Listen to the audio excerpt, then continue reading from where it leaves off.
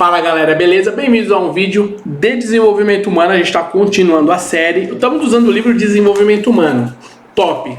Quando acabar o vídeo vai aparecer os quadradinhos, vai estar lá a playlist completa para você, beleza? Nesse vídeo a gente vai falar sobre o nível socioeconômico e vizinhança. O que acontece?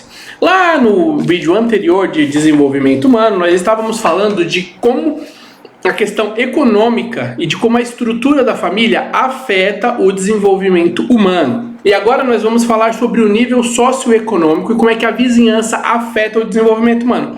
Porque de fato, a gente vai ver, existem várias pesquisas e tudo mais, e isso é observável, você consegue observar se você dá um rolezinho onde você mora, que a vizinhança, a estrutura dos bairros, das comunidades, das cidades, tudo isso e as suas divisões, elas têm uma estrutura e essa estrutura tem um certo tipo de população com certos tipos de características. Essas características influenciam, sim, o nível socioeconômico da família e dos indivíduos, tá bom? Então isso que a gente vai ver. A gente vai usar então como parâmetro, como direção de estudo, direção para entender isso, o NSE, que é nível socioeconômico. A gente vai falar aqui sobre nível socioeconômico. Qual é o nível econômico das famílias e ao mesmo tempo nível social, tá? O nível socioeconômico. E o que é esse nível socioeconômico? O livro vai colocar assim pra gente. Olha só, o nível socioeconômico baseia-se na renda da família e nos níveis educacional e ocupacional dos adultos da casa. Então, a renda, esse nível socioeconômico, ele está muito relacionado à cultura familiar, o que a gente escuta, o que a gente fala, os lugares que nós frequentamos e a renda econômica. Afinal de contas, nós temos um certo tipo de renda econômica, parte da população. Então, essa renda econômica e o nível de estudo e cultural vai ser um parâmetro para determinar mais ou menos aí como é que a gente olha aquela família e como é que a gente decide em que nível socioeconômico aquela família está, beleza?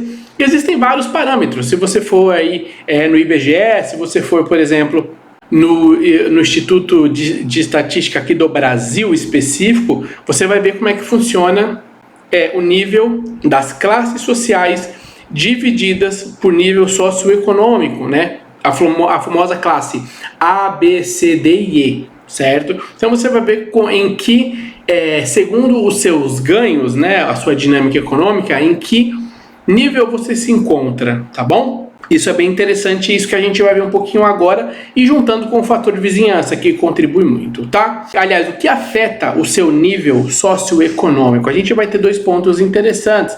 Aqui a gente vai ter, é bom ser estudados várias coisas.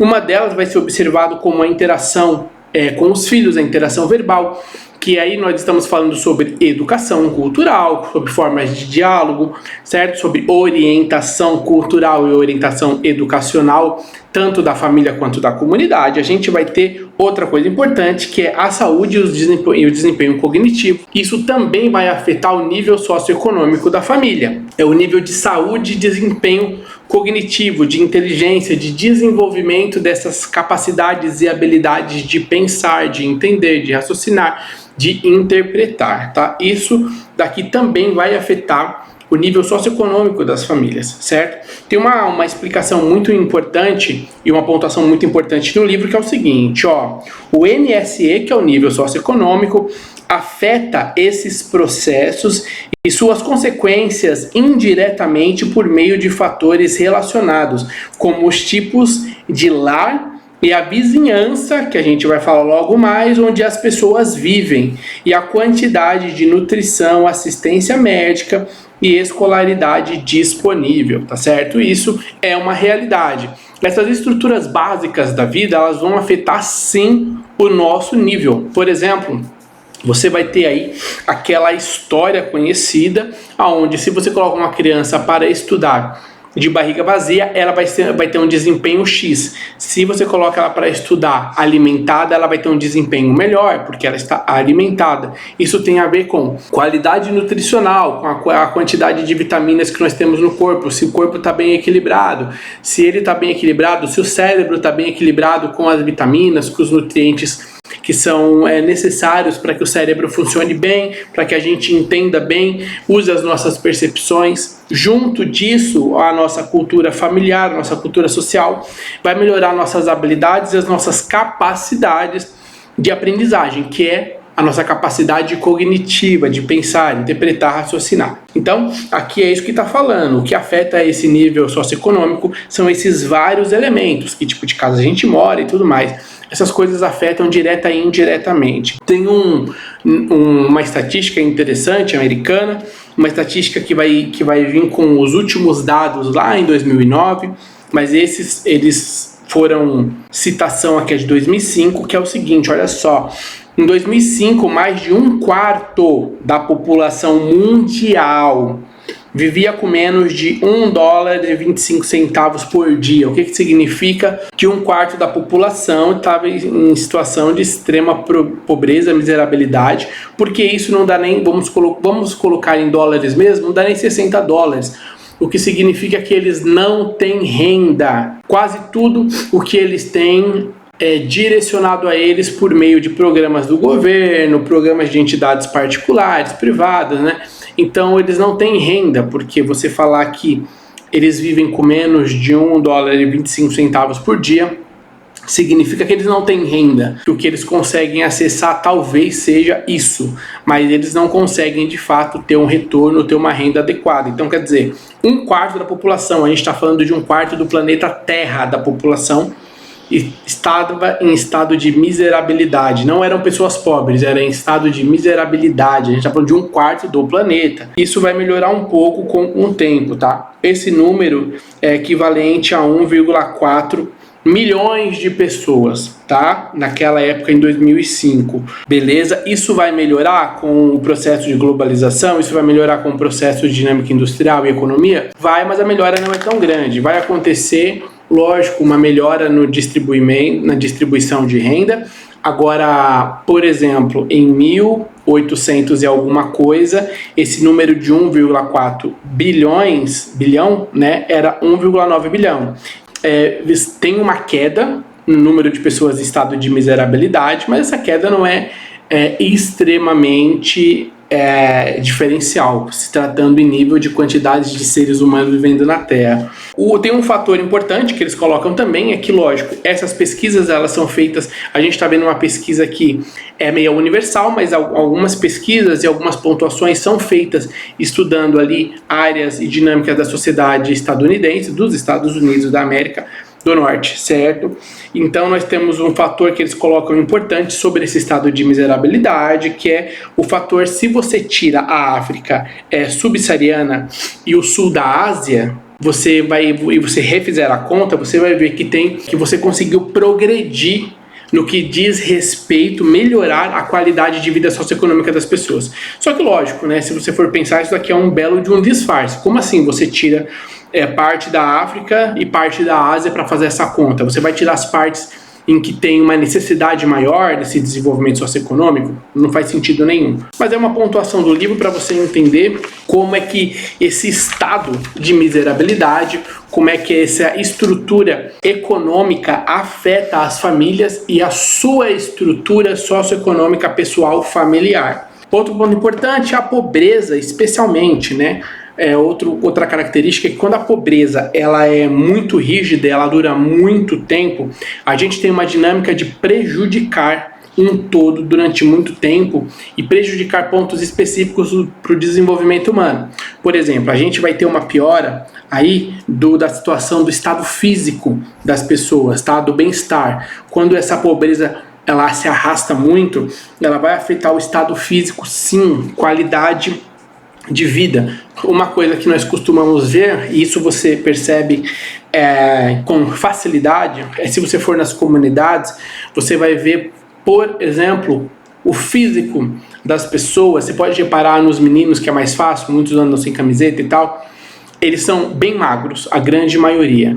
Quando você vai ver a alimentação deles, a alimentação, em grande parte, justifica o porquê da estrutura física de muito magro. Muitas vezes, a grande maioria, quem tem uma parte, nunca é total, tá? E uma parte daqueles que são obesos, que estão em obesidade, também tem uma estrutura ruim de alimentação, geralmente por falta de alimentação de qualidade. Então é diferente de você ir num bairro mais rico, onde você vai ver, para começar, muita gente branca na sua totalidade praticamente, e você vai ver o físico dessas pessoas, um físico onde você vê mais saudável, tá? Tanto, né, naquilo que diz respeito à localização de gordura, de carne, de musculatura, né?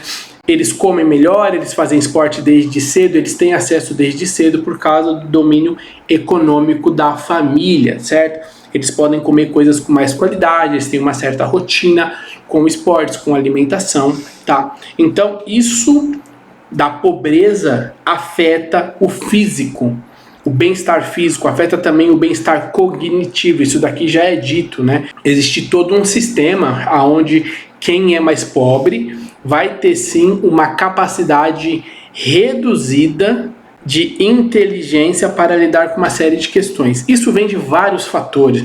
Vem de fatores de motivação, vem de fatores de estrutura geral. Eu vou dar um exemplo simples agora aqui, tá? Eu vim de uma família onde não tinha o costume de estudo, onde não teve incentivo de estudo.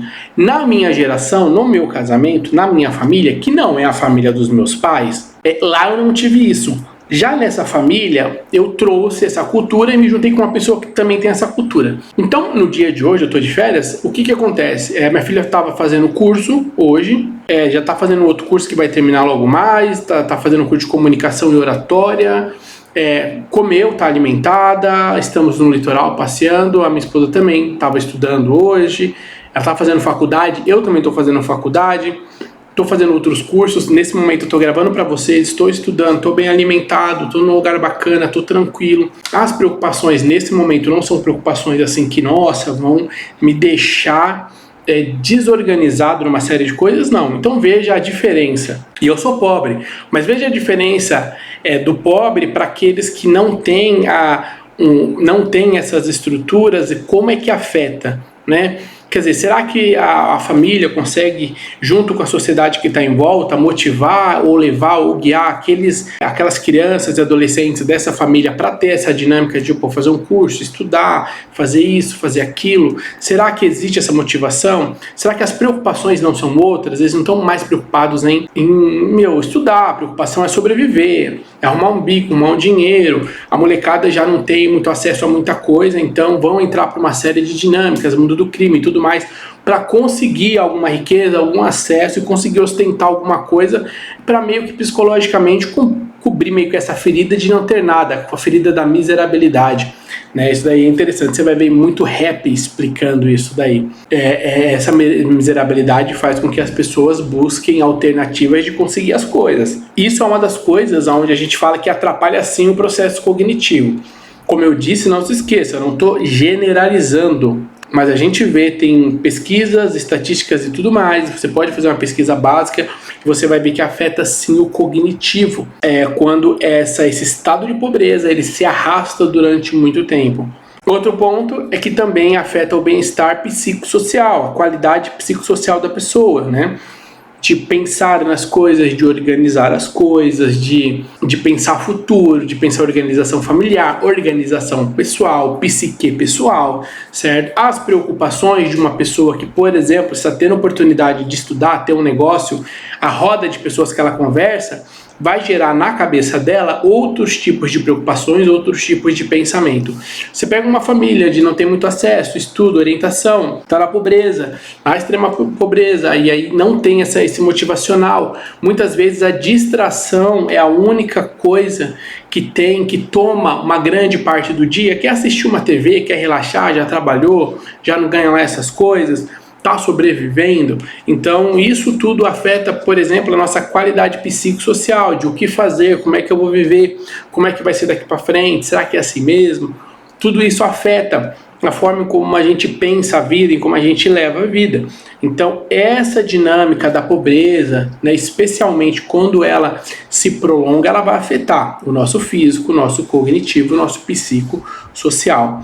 sempre, principalmente, na verdade, das famílias e das crianças. Isso daqui é uma condição fundamental praticamente, e uma realidade. Crianças pobres e os problemas emocionais e comportamentais.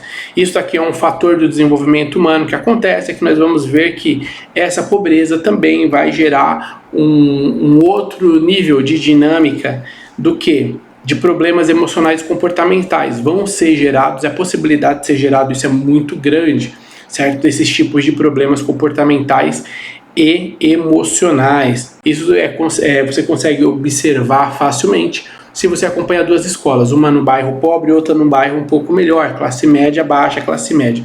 Você vai ver que o comportamento e a questão emocional já começa a ficar diferente. Dentro do transporte, você já vê isso, certo? Pegar uma dinâmica fácil, a educação das pessoas dentro de um trem, da linha de trem, para dentro de uma estação do metrô, onde vai para bairros mais chiques. A diferença de comportamento, de dinâmica ali dentro, tá? Então, às vezes, é a mesma pessoa que está pegando os dois, está envolvida nas duas dinâmicas diferentes e ela vai agir diferente nas duas dinâmicas. Então, vai afetar, pode afetar e vai afetar muito, a grande maioria, no que diz respeito a essa pobreza que vai afetar o comportamental e o emocional das crianças e das famílias. O que a gente vai ver, então, são prejuízos cognitivos e principalmente prejuízos cognitivos na escola.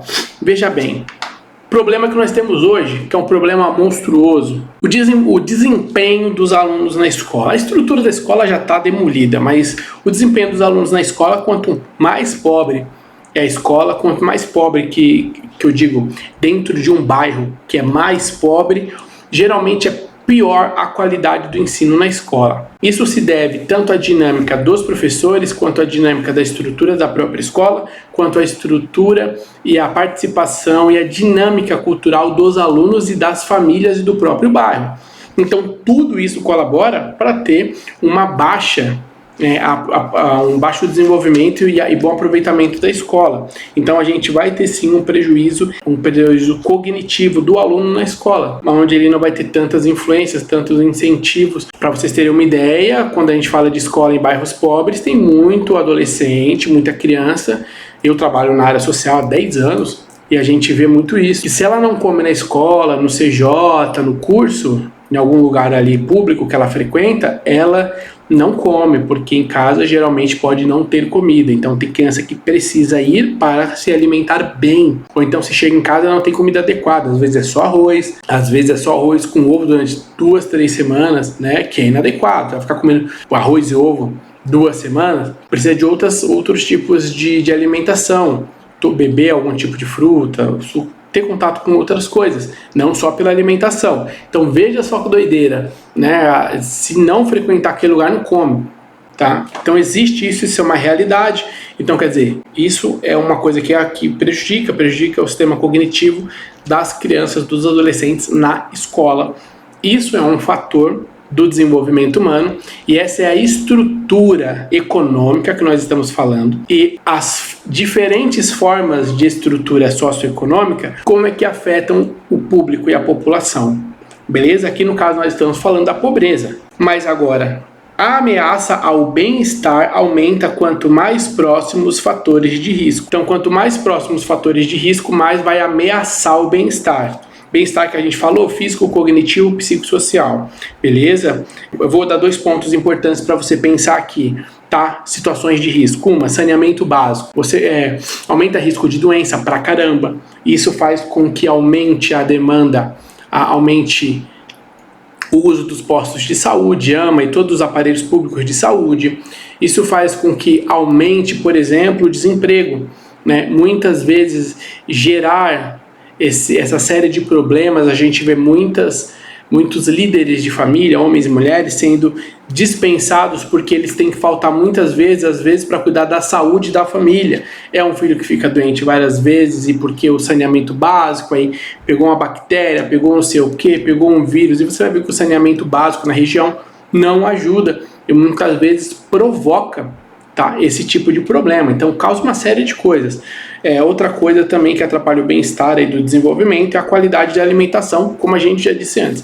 A qualidade da alimentação, ela implica diretamente, tá, na sua qualidade de vida. do bem-estar. Então são essas ameaças, tá? Essas ameaças ao bem-estar e ao bom desenvolvimento do indivíduo. Não são só essas, mas esses são 2 exemplos interessantes e importantes para você saber. Outro ponto para a gente abrir é a vizinhança e o número de desempregados. Isso daqui também afeta o desenvolvimento humano. Tem um ponto importante sobre isso. Quando eu falo vizinhança, eu estou falando desde o seu vizinho realmente de parede, de quintal, até bairro ali onde você mora, certo? Aquela pequena comunidade que você vai considerar vizinhança, aqueles que estão em alguns metros próximos, em algumas ruas dentro do bairro. Essa vizinhança, onde vai se formar um tipo de grupo socioeconômico, essa vizinhança também afeta o desenvolvimento humano, o seu desenvolvimento humano, o desenvolvimento humano da sua família. É menos provável você encontrar suporte nessas situações, qual for, adequado, disponível quando você tem uma vizinhança da qual não tem acesso a ferramentas. E geralmente essa vizinhança se trata de vizinhança que vive numa dinâmica de pobreza, tá? Então você tem menos recurso. Vou dar um exemplo, você vai em várias comunidades, a escola é super longe, o posto é super longe, ali não tem ninguém com algum estudo, com algum preparo adequado. Por exemplo, numa situação de emergência, você quer ver uma coisa básica, que é a que causa mortes em crianças, é engasgo. Tem escolas, ONGs, que preparam e ensinam todo ano como é que desengasga uma criança. Se você vai numa comunidade onde não participa de uma escola que tem esse empenho, faz isso e tal, se isso acontecer, tem criança que morre por falta de ajuda. Não tem ninguém que sabe desengasgar uma criança. E isso tem que ser, esse socorro básico tem que ser algo disseminado. Agora, você vê isso aparecer com mais frequência nas escolas particulares, nas escolas de elite, nas escolas que tem em bairros melhores, que é onde vem gente falar de educação, vem gente orientar a questão sexual, vem gente orientar sobre questões de higiene básica. Olha que interessante. ONGs, que agora estão cumprindo um pouco desse papel, dessa falta, né?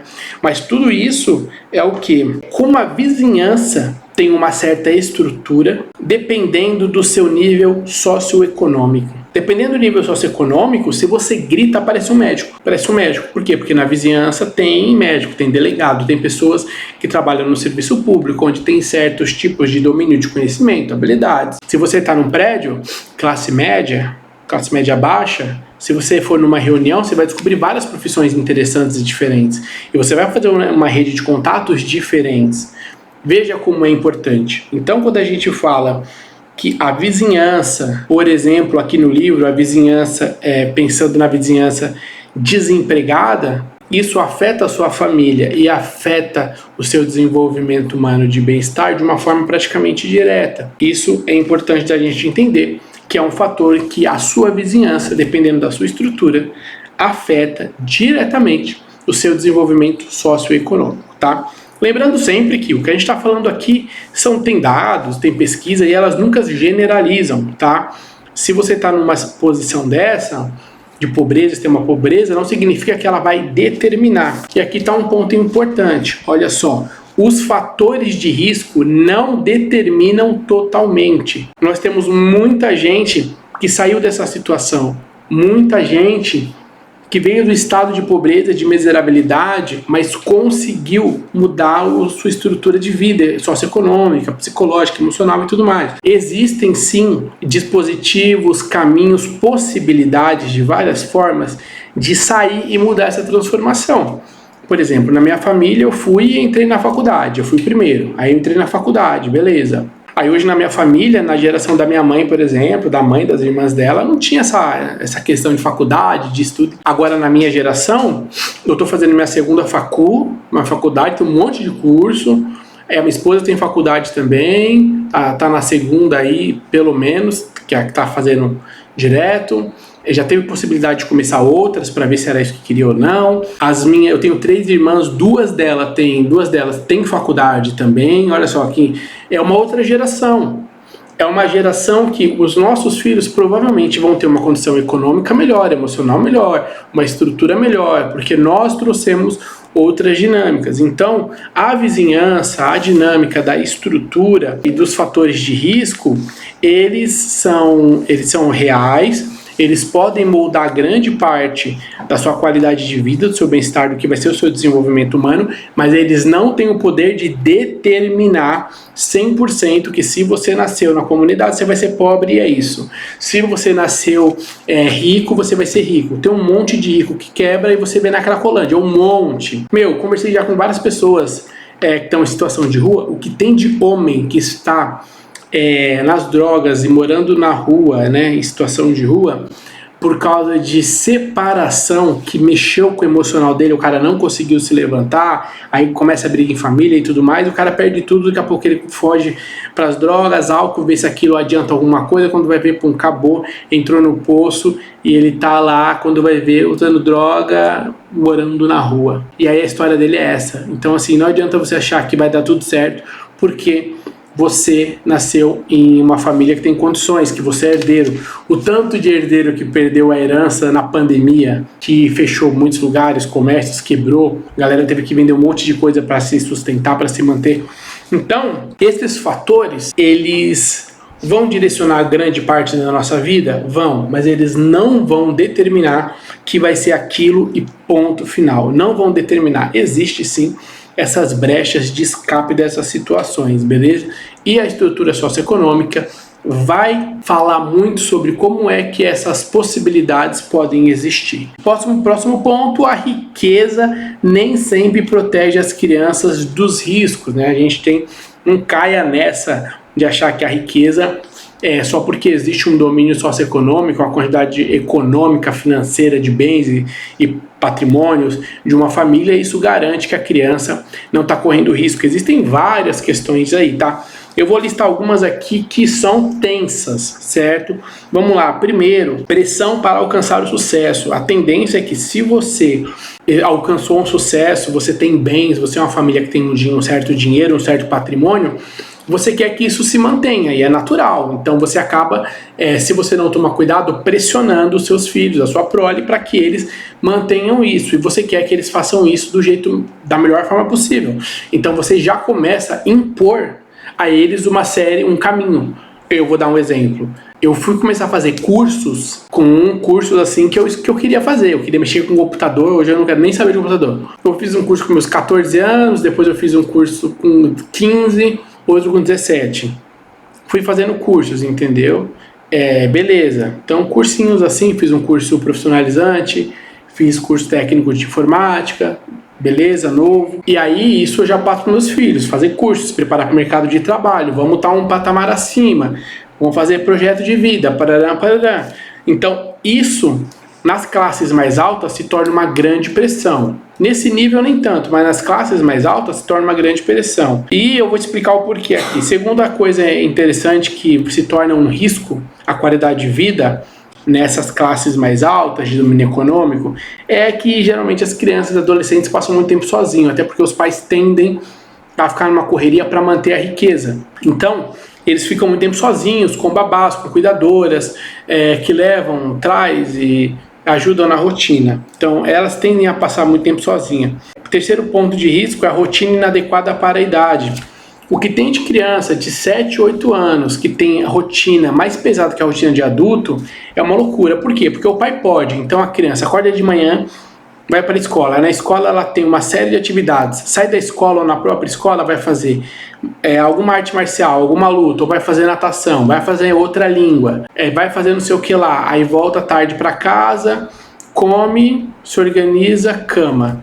Então, às vezes a criança ela tem uma rotina muito pesada que não condiz a capacidade dela lidar com aquilo. Isso vai gerar um adolescente problemático e a gente vai ter uma quantidade muito grande de adolescentes da classe média alta e de classe alta com problemas de ansiedade, de depressão e de consumo e abuso de muitas substâncias químicas para tentar repor muitas vezes essa falta de dinâmica familiar, tá? Então, a riqueza nem sempre protege a criança também, certo? Como eu disse, a riqueza é um fator importante?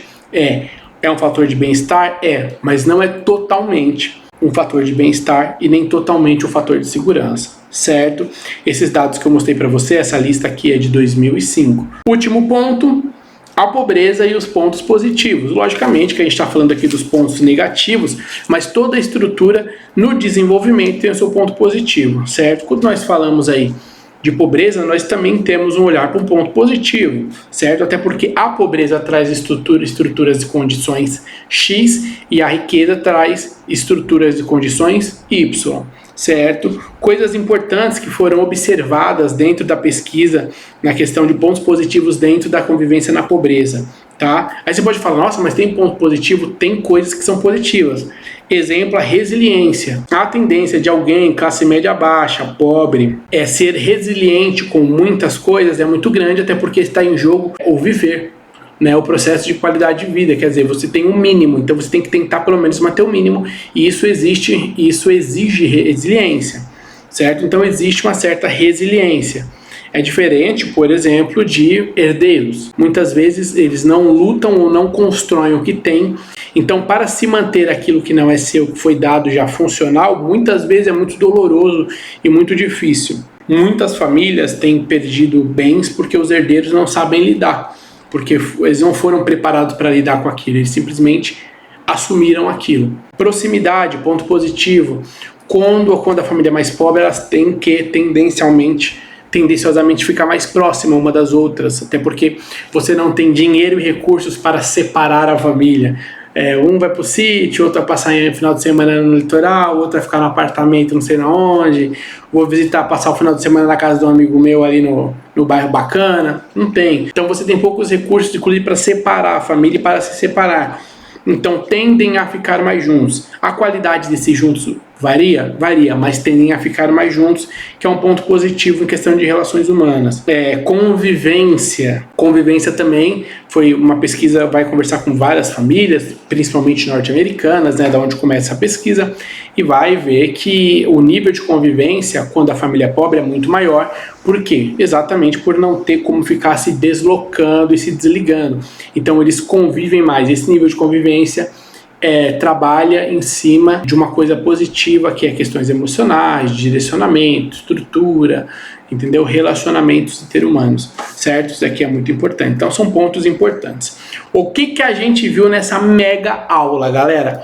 Se você chegou até aqui, parabéns, você já está estudando com seriedade. Escreve aqui nos comentários desenvolvimento humano, porque só quem escreveu desenvolvimento humano vai saber que chegou até aqui, certo?